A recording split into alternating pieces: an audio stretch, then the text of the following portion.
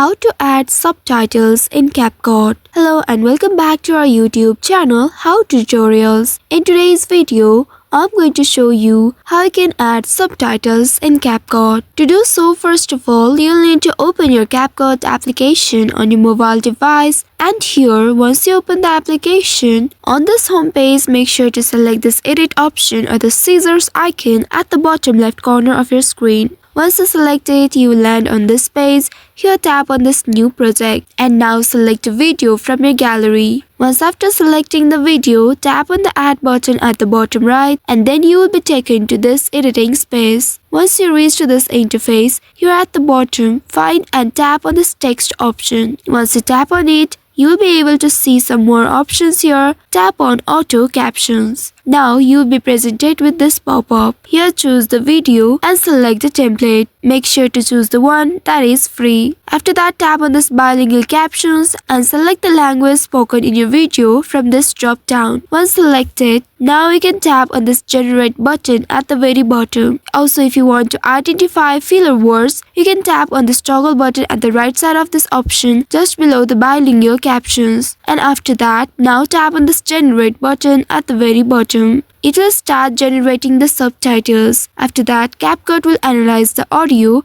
and create captions automatically. Once it is generated, you can review and edit the captions by tapping on them. Once finalizing your captions, you can tap on the export button at the top right corner to save your video with subtitles. So by following these steps, you should be able to add subtitles to your videos in CapCut. Also ensure that your audio is clear for better accuracy in auto-generated captions. I hope this tutorial was helpful. If yes, don't forget to like, share and subscribe to our channel. Also hit that bell icon to never miss any updates from us. Thank you for watching.